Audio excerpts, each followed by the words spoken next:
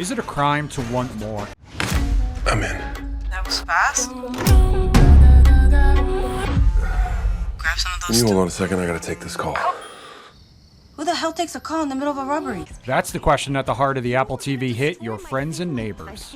Life was complicated. But in spite of everything, I was making it work. And for the first time in a while, the future seemed promising. This time around, Coop is doubling down on his life as an unlikely suburban thief. That is until a new neighbor's arrival threatens to expose his secret and put his family at risk. But before the big premiere, I got a chance to talk to the cast and crew all about it. Coop felt kind of forced into his life of crime, but now in season 2, he has chosen it. Do you ever worry that fans will lose sympathy for him? No. No, I don't really depend upon the sympathy from the fans. I think it's the idea is that you're on the train and hopefully taking this trip with all of the characters. I think that I've certainly had my experience playing people who aren't so sympathetic. That doesn't make them any less watchable. So I think that you're correct in saying that sort of Coop's initial stumble into this lifestyle was certainly not necessarily of his own doing. And this is a little bit more of that, but also you could say that because of his situation with Ash, that he's sort of had his hand forced yet again. So there's a lot of extenuating circumstances, and that's the fun of the show. And we like making this show. I think the sympathy for Coop comes from two things. One is it's his vulnerability and the fact that he's very clearly stumbling through life right now and not making the best decisions and then dealing with the consequences of those bad decisions. So I think there's a vulnerability to him. If we made him really good at it, I think you might lose sympathy for him. But the fact that he keeps getting himself in trouble, I think, is endearing in a way and makes people like him. And the second thing we have going for us is that Jon Hamm's playing him. And so I think when you have that level of charisma and intelligence in the character, people are just going to sympathize with him no matter what. Yeah, I can see that. And, I couldn't help but draw some parallels between some of Jon Hamm's other most famous roles. This guy sort of going through an identity crisis and living a little bit of a lie.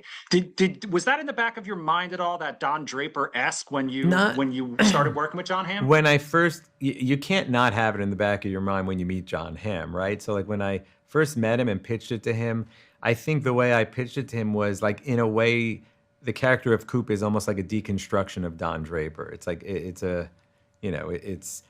John has this thing he says where Don Draper was selling you the American dream and Andrew Cooper's the guy who bought it, So, a little bit mirror images and, a little bit of a deconstruction of Don Draper.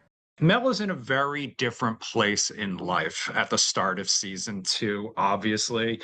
So is she starting to use a phrase from popular culture? Is she starting to break bad herself? I think so. I mean, I feel like in some ways Coop and Mel are on parallel tracks of destructiveness. And yeah, she's obviously up to no good. And I like that Jonathan Tropper made the jumping off point menopause, because I think that, first of all, I think it's really funny. And also, getting really angry is part of it. Getting angry is part of it. So are there sort of parallels between the character and real life for you? Oh, yeah. Yeah. I'm really angry. Yeah, of course. I just saw my daughter off to college, my oldest daughter. And so doing those scenes was really kind of weird. And then, yeah, just, I'm in menopause. So having that, receptacle for those feelings at work was really fun. And no one really gets to know if you're acting or not in that case. Exactly. Do I need to worry about you? Her being around, how does it not bother you? Maybe I have bigger problems. For Olivia Munn and James Marsden, this project was a full circle moment. I had no idea you guys had so much history in real life. So how excited were you when you found out that not only would Sam be back for season 2 after everything that went down in season 1, but that you'd get to be working alongside this guy too? It has been such a full circle moment for, like, I think both of us having come from Oklahoma and having gone to the same high school, and then here we are getting this opportunity to work together. It was really, I was like, I cannot. I mean, I met James because in high school I had one very close friend, and it was his little sister Jenny Marsden, and he had already had his big break in Hollywood, and he was coming home to Oklahoma City, and Jenny asked him if he would take out some of her friends to Bennigan's, this chain restaurant in the Midwest, and then out to have ice cream. And I met him, and it was so incredible to me because I was 1 degree away from somebody who made it. And I was and it seemed so such a lofty dream that I really wanted, but I didn't know it was attainable until I met him. And so, when we came back around and Jonathan Tropper was like, we really want Marsden for this role. Do you know him? He's very busy, and we just want him to read the script. And I was like, yeah, I do. And I sent him a great text that clearly convinced him to read the script, watch the show, and sign on. So when I heard, I didn't expect much because he's very busy. Everyone's really busy, right? And It's good to never expect much from me. Yeah. I'm that guy. But it was so exciting. And I remember one of our first days on set, we were like, we gotta three-way Jenny into this conversation because. Yeah, my sister. Yeah, it's just so bizarre. It's wild that I went home, after a couple of years of being in LA and had dinner with her, didn't know, and then saw her again at some GQ Men of the Year party years down the line. Wow, you're Jennifer's, my sister's friend from Oklahoma. It's crazy. And now we're doing the show together. It's just completely. And he completely forgot that I used to rummage through his childhood bedroom. He did not. Forgot or didn't know about? Yeah. Big difference. He maybe wouldn't have signed on for the show. Yeah, she used to invite me into going. She's like, do you want to look through my brother's room? And we wouldn't just go through. It wasn't free for all.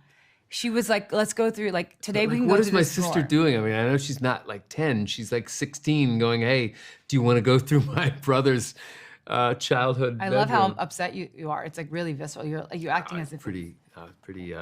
Well, it's very Coop of you, actually, Olivia. I know. Yeah, rummaging right. through someone else's bedroom.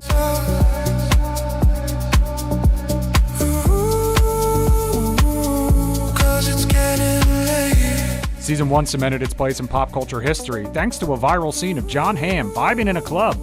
So I had to ask them all about the extra attention. What was it like for all of the attention brought to this show from a single frame, a single meme, this viral TikTok of you just vibing in a club? What was it like? It was very weird. I was sent to me first by Brian Williams, of all people. And his text was, I think you should be aware of this. So I was made aware of it by at one time America's preeminent newsman. We live in interesting times, I suppose you could say. If someone would have used the phrase viral TikTok at me 5 years ago, I would have thought they were talking about something that could kill you, and maybe it can. But I don't spend any time on social media, so it doesn't really affect me. But it was very nice to have the attention, and I suppose it was very nice to draw people's attention to the show. It was very unexpected, very surprising. When they first started showing up in my inbox, I didn't really give it a lot of thought, and then it just kept coming, and it wouldn't die, to the point when.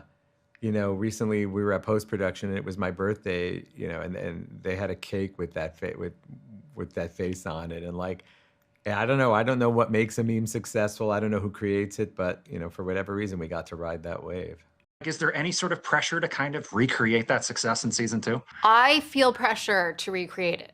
So I'm going to be looking for meme-worthy moments, whether it's pratfalls or dancing or